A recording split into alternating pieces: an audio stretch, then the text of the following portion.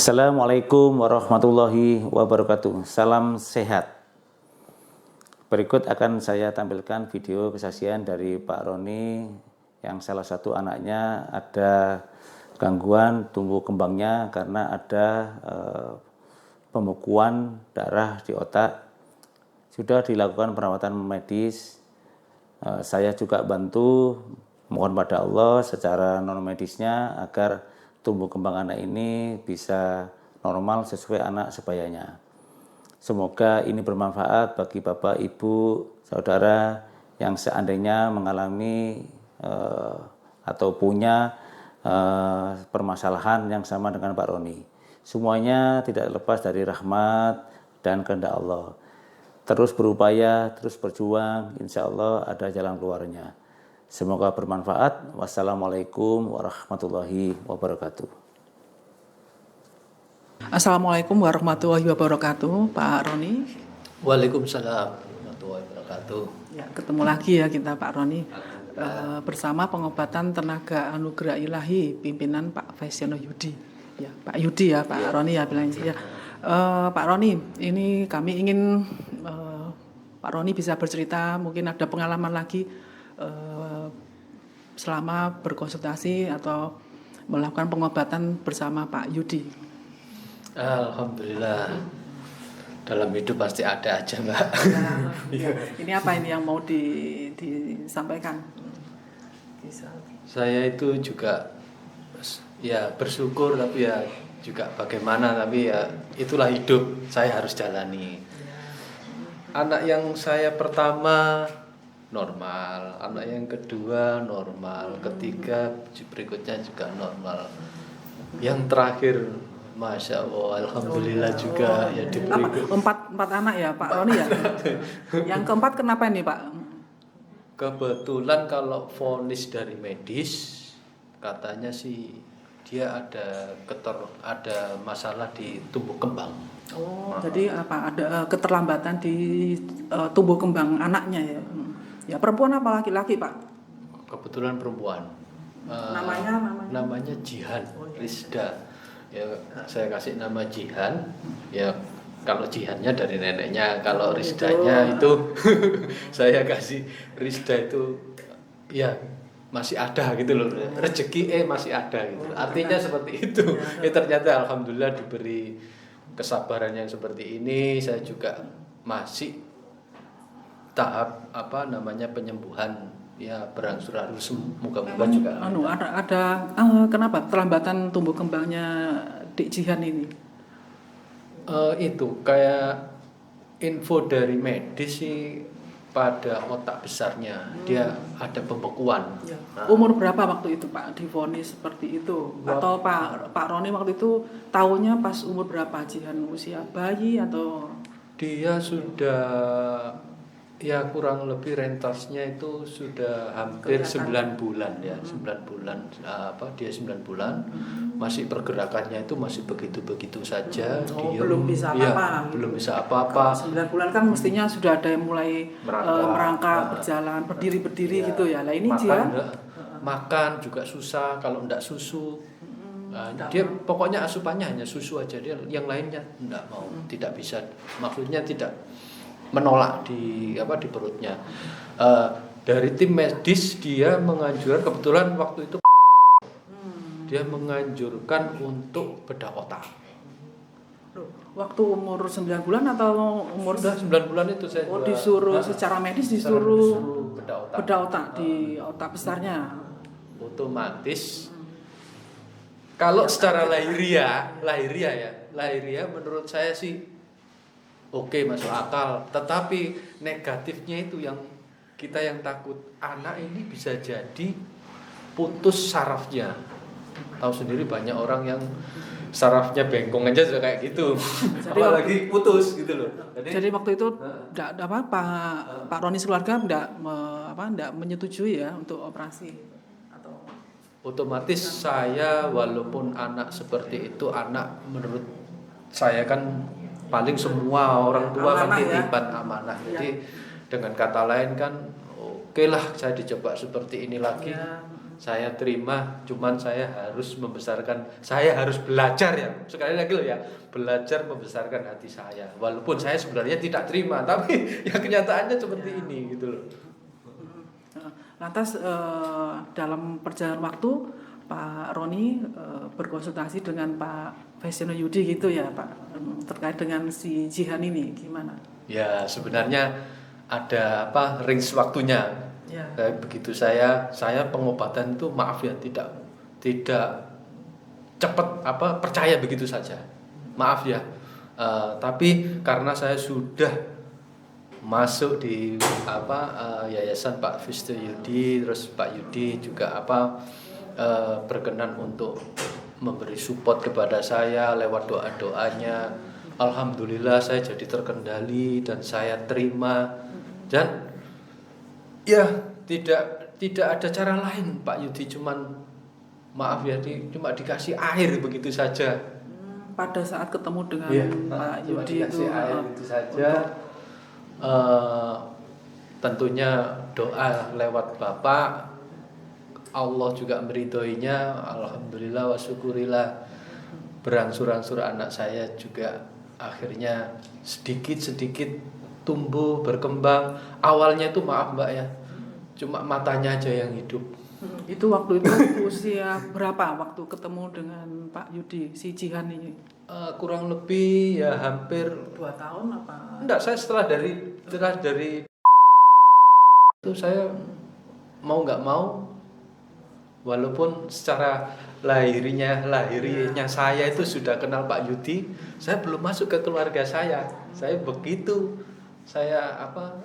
sudah yakin bahwa pengobatan ini pakai sistemnya seperti ini, dan tidak ada yang tidak ada yang namanya kalau orang-orang ngomong atau itu saya syirik, saya pantangan lah. Alhamdulillah pakai air putih itu ya saya masuk sama istri saya ke situ. Akhirnya lambat laun dia bisa berjalan, lambat laun lagi tertawa ya. Memang kehidupan tidak ada yang sulapan Mbak, kita juga harus ikhtiar, tapi tentunya kan harus ada stepnya ya. Tapi harapan saya kepada semua rekan-rekan yang punya anak-anak yang seperti saya, memang tidak boleh semangat, jangan sampai salah jalan, salah ke pengobatan, salah yang meninggalkan syariat Islam, jangan sampai gitu loh. Jadi harapan saya disinilah tempatnya gitu loh. Kalau secara medis itu nantinya akan diobati seperti apa? Sebenarnya ada pengobatannya juga waktu itu di tim medis menyampaikan. Tidak ada lain, bedah kepala. Kepala tadi ya vonisnya ya. Kepala dibedah, resikonya juga orang tuanya sendiri, juga kembali ke anaknya sendiri. Berikut juga Mbak, satu lagi uangnya juga harus banyak. Mohon maaf, apa ada jaminan setelah nanti dibedah itu bisa kembali normal? Mohon maaf, terus tumbuh kembangnya normal seperti itu Pak Roni? Maaf, kalau sudah divonis seperti itu, pada umumnya semua sekelas profesi dia mengatakan tidak ada jaminan. Hanya yaitu tadi usaha ikhtiar memang harus, tapi manusia kan boleh memilih. Nah kebetulan saya memilih alternatif saja. Karena kenapa? Karena semua pada pangkalnya adalah doa.